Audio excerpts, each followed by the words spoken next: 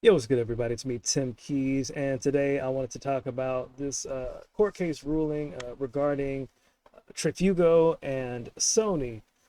So let's get started. So apparently, this artist Trugo released a song called 90 Miles an Hour, which went viral and racked up over 170 million streams. Another article says it's over 150. Either way it goes, the song streamed a lot on Spotify and was removed. Now, the song 90 Miles an Hour contained a sample from a Japanese composer by the name of Hinata, and Sony apparently owned the copyrights and, basically the rights to that song.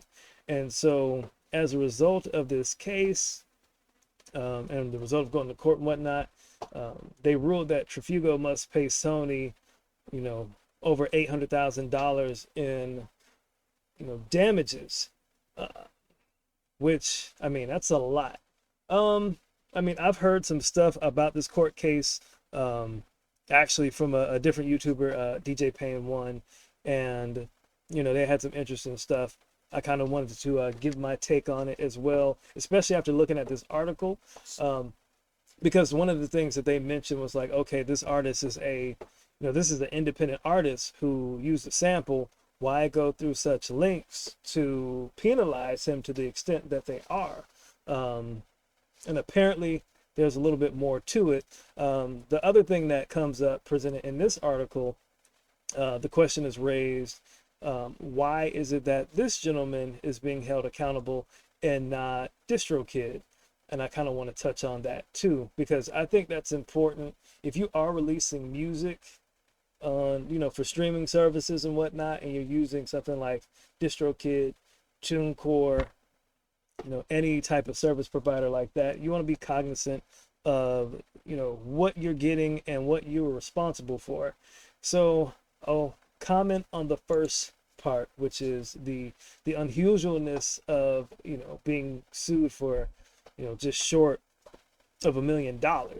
So apparently, according to this article by Rolling Stones, it was said that Sony actually tried to reach out to the Trugo, but basically did not respond to the demands. I've heard some folks say on different channels, like, they tried to reach it, like they took the sample down. He would sample it, or he took the song down. So once the song was posted and they found out that it had the sample, Sony would take it down.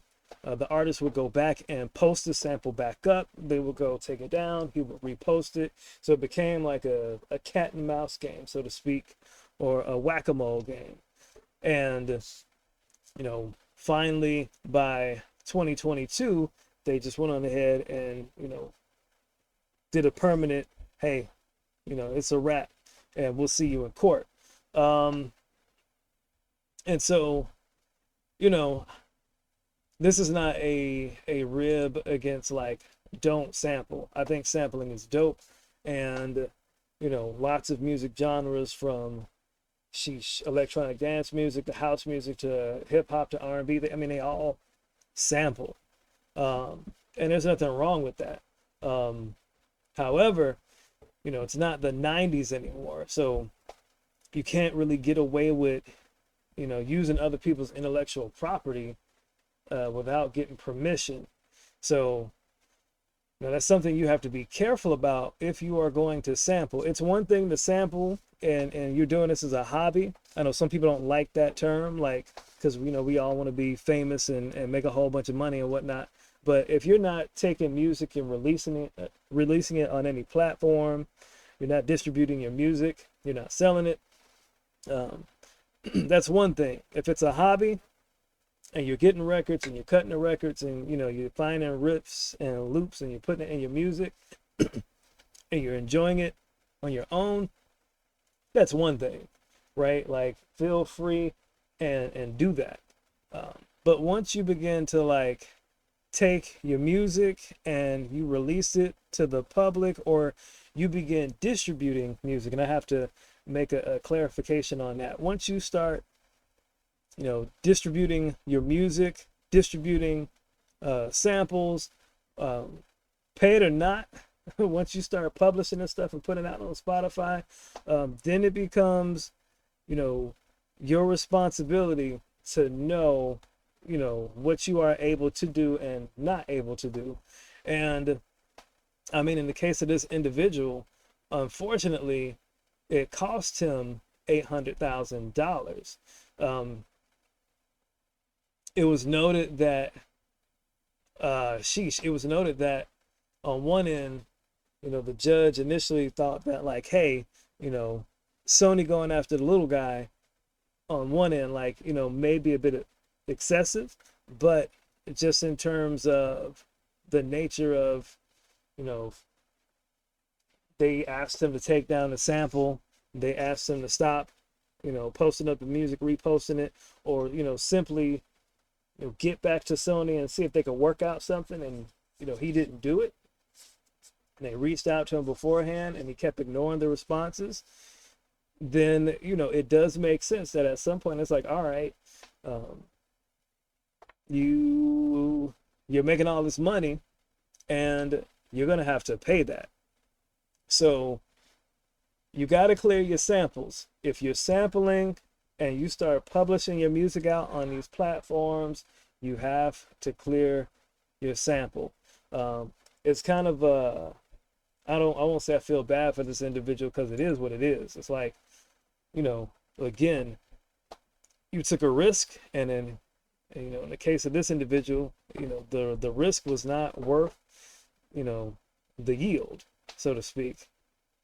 Wasn't profitable, because in the end, it's like, all right, can he recoup from that? Maybe not. Does he have another hit in the tank? Maybe not. So you just got to be careful on stuff like this. And then, like, if you are in a position where you get like a cease and desist from using somebody else's intellectual property, all right, see if you can work something out with that person. Because, depending on the situation and then, your circumstances, you may be able to work something out with the company or the people, that you are at odds with due to copyright infringement. On the other hand, like, that song came out in 2019. And so, this report is 2024. And I think the ruling, removed in 2022. And then they did the ruling, fairly recent. So you've had 3 years to kind of like do your due diligence. And, it's not a whole lot that if you ain't listening or you're not willing to like cooperate, your major labels don't have to cooperate, especially when they're the ones that own the copyright in this case. Again, it said that Sony represents both the recorded music and music publishing for Reflections. So if I'm not mistaken, that means they own like the whole song, both sides of the coin, performance royalties as well as compositional royalties. Like, it all belongs to them. So yeah, like, Sony has the right, being the owner of the copyright, to make whatever call that they choose for their property. So, you just got to be careful, doing this stuff. Now, this article from Music Business Worldwide mentions DistroKid. And they say, well, the song was released through DistroKid, and DistroKid should be responsible for like making sure that, certain songs, if they contain copyrights, that they don't make it through or they don't get streamed. And unfortunately, it's not in their terms of use. Like, that's not what DistroKid does. If you are someone who does like release music for streaming platforms and different services and whatnot, I know for like DistroKid, they tell you like you are responsible for making sure that you own your music that you are putting out and publishing and releasing. So they'll do something like where if you've collaborated with another artist or another producer, you're expected to put all of that stuff, in the writing credits when you publish it out for each song or, your album that you're doing. And they'll take care of the splits that way. But in terms of your music having anybody else's pre-recorded materials in the song, you're supposed to have that taken care of before you publish it. And DistroKid, and I imagine most streaming platforms, also put that responsibility on you. What they will do though is, like this part right here, uh, if if a situation comes up like in terms of royalties, because they'll collect your royalties and pay out some of that money from royalties every so often. Well, if you're in a situation where your music is not entirely yours, or a situation like this, let's say you know gathered up 5 to 10 thousand or $14,000 worth of money in this case in royalties, then if you got a situation like this, then DistroKid is going to pay out the royalties to the label or to the offended party. So again, those are things you have to be careful with when you're using samples. Like, clear the samples. If you can't clear it, find another way, or go with a different direction, unfortunately. But I mean, hopefully for this individual, it'll be a powerful lesson for him. And yeah, man, nothing wrong with sampling, nothing wrong with any of that stuff, but just make sure like you do your due diligence and pay the folks. Now, I want to speak on this part too, because some people have said like the gentleman basically he bought a sample pack which contained a sample that was had pre-existing copywritten material already in it, and he didn't know it. And if that is the case, then again, like, that's really unfortunate, because like I've experienced that myself. I've seen people on YouTube and whatnot who will distribute sample packs. Send me an email, send me this, do a like and subscribe, and we'll give you the sample pack, and it's supposed to be free for you. But when you listen to the sample pack, it's just 90s R&B that's been chopped. Not even chopped, pardon me. It's just 90s R&B or early 2000s R&B that's been repitched and sped up and whatnot. But like when you listen to the sample, you can still hear like Faith Evans' voice or Aaliyah's voice or Tevin Campbell or whoever. Like, and so you have people that will run that play, and then ironically, those same people who will be selling you those 90s samples of your favorite R&B artists, if you from that generation of music, they'll be the same ones like, well, yeah, you got to pay me a certain percentage in royalties. And so it's like a double whammy. It's like, the music you're sending me, you want royalties from. Okay, I can kind of gel with that, but it's not even your music. Like, you don't own, in this case, it was Faith Evans, very distinctly in that particular sample pack. You don't own that song from Faith Evans. That belongs to Bad Boy and Puffy, or that belongs to Jermaine Dupri from So So Def, or that's the song that now belongs to Arista or Sony. And so, like, that's something that is very prevalent, unfortunately, among the sample pack makers and the loop maker community, because everybody's trying to get a bag. And unfortunately, if that is the case,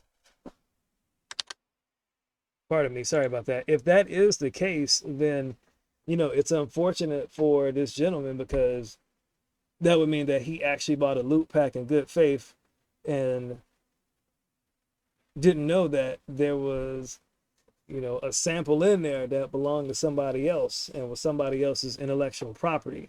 But again, like, unfortunately, you got to do your due diligence, and sometimes ignorance does not absolve us from the consequences of the law. The other side to that too is speeding up a sample and repitching it, or changing the BPM I mean, that doesn't necessarily change from a legal standpoint. That doesn't hold up in court. Um, if I got a sample of somebody's music and it's that distinguishable, even if I speed it up or I, slow it down or repitch it, like it's still their stuff. Like, and that basically deals with you just got to understand intellectual property, copyright. You ain't got to be an expert, but you do need to understand like the boundaries of intellectual property. And if you're going to do it, know the risks and be comfortable with, all right, you might not get paid if you do a track like this. Um, and if you ain't trying to run that play, you might catch case. Um, yeah, so not a whole lot more to talk about in this scenario. Let me know what you guys think in the comment section. Again, I'm definitely not trying to crap on like using samples and using loop packs and none of that stuff, but you definitely want to be careful. Um, and if you are knowingly using a sample in your music, chopping up records or things of that nature, do your best to clear it. Especially if it pops and you end up making some money off of it. You don't want to be in a case like this individual where like now you having to pay $800,000, and you could have took that money and pocketed and used it for your next venture. All right, so that's it, man. I'm Tim Keys. I'm out. Peace.